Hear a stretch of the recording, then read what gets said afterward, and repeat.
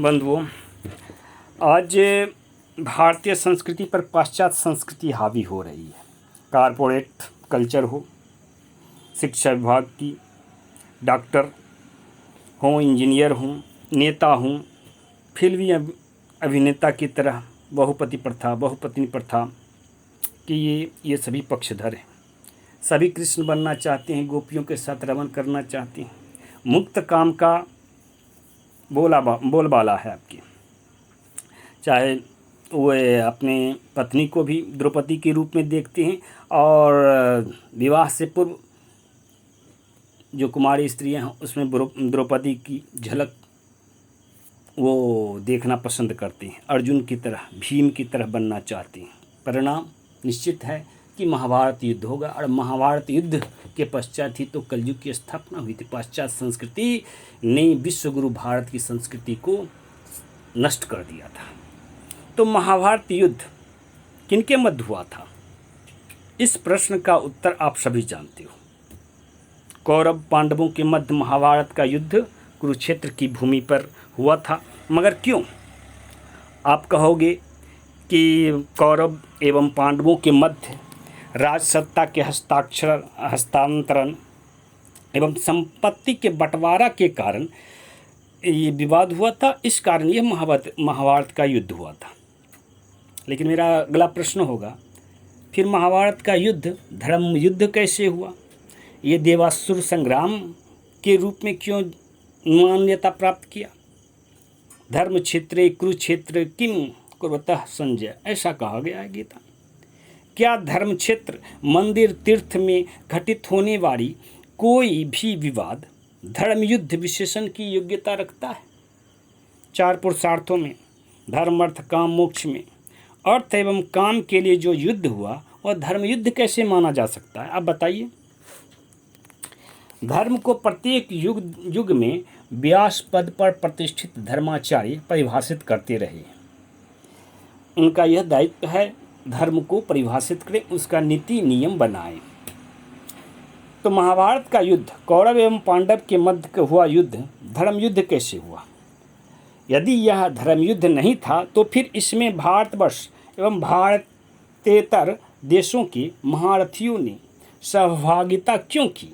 व्यक्तिगत पारिवारिक बंटवारा में भला 20 अक्षयों ने लगभग 2 करोड़, कम से कम बोलिए 20 लाख से अधिक सेना क्यों मारी गई?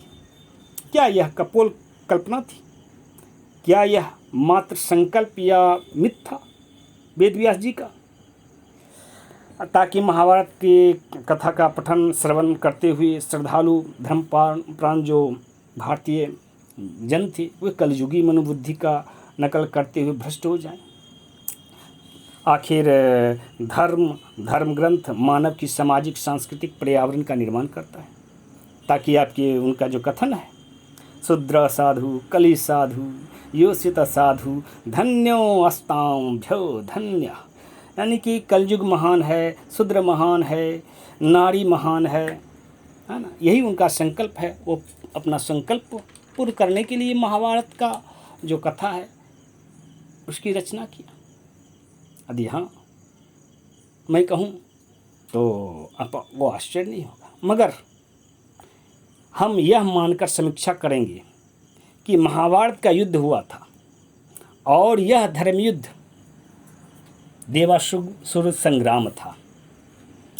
अद्वैतवादी महर्षि वेदव्यास जी महाभारत कथा के माध्यम से आपके 4 सीख सनातन हिंदू समाज को देने का प्रयास किए हैं। पहला, देवता अदृश्य जगत में वास नहीं करते, बल्कि ग्रहावतार देवता मानव रूप में ही इहलोक में वास करते हैं। वे मनुष्योचित व्यवहार करते हैं, पहली थी। दूसरी, संसार में वैदिक संस्कृति को पारिवारिक पृष्ठभूमि के आधार पर 2 भागों में बांटा जा सकता है। पहला आपके दूसरा का कह मान करके चलें कि पवित्र पारिवारिक संबंधों को महत्व देने वाली आपके गोत्र वर्जित विवाह प्रधान परिवार, जिससे आपके पुरुष प्रधान समाज बनती है, वो पोषक होती पुरुष प्रधान समाज की। आर्य परंपरा की वाहक परिवार होती है वो, जैसे कि कौरवों का परिवार था। इस परिवार की विशेषता होती है एकल पति या पत्नी प्रधान परिवार, है ना। ये सतयुगी भारत की स्वरूप इसमें आपको प्राप्त होगा। और दूसरा जो होता है परिवार, पवित्र रक्त संबंधों वाली होती है, महत्व देने वाली होती है। समगोत्रीय विवाह का प्रचलन होता है उसमें। नारी प्रधान समाज का पोषण करती है वो। अनार्य परंपरा के वाहक परिवार होती है, जैसे कि पांडवों का परिवार था, उसमें बहुपत्नी प्रथा का प्रचलन था। यह कलयुगी भारत, है ना, विकृत भारत के स्वरूप को प्रस्तुत करता है। इससे आपके आसुरी समाज संस्कृति का संवर्धन पोषण उत्पत्ति होती है। जबकि आपके पवित्र पारिवारिक संबंधों वाली जो परिवार होती है, उससे आपके दिव्य संस्कृति की पोषण संवर्धन और उत्पत्ति होती है।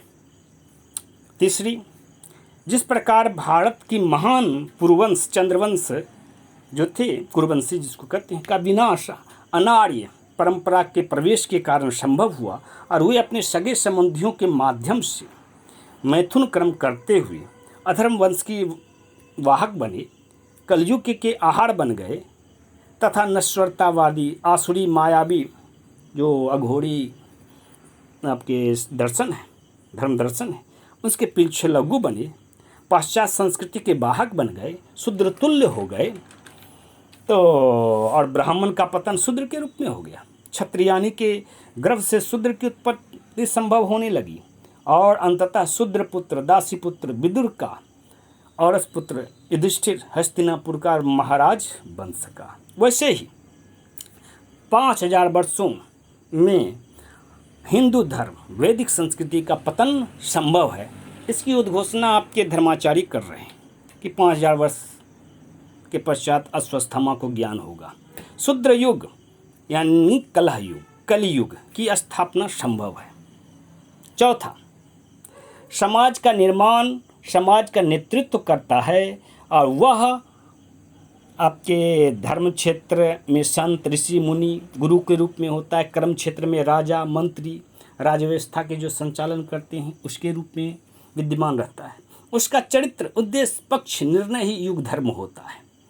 मानो यथा राजा तथा प्रजा, ऐसे कहावत है। युग धर्म मतलब हो समाज का धर्म, यानी समाज का आदर्श, संत का आदर्श, संत का स्वरूप, संत किस स्वरूप में अपने चरित्र को प्रस्तुत करते हैं। तो ये 4 मुख्य कारण, मतलब कहिए कि ये 4 मुख्य सीख जो है वो आपकी वेद व्यास जी ने महाभारत कथा के माध्यम से दिया था। सार संक्षेप में उपरोक्त तथ्यों को आधार पर ही महर्षि वेद व्यास जी ने कहा कि यदि यह अस्ति तद अन्यत्र, यद न यह अस्ति न तत् क्वचित।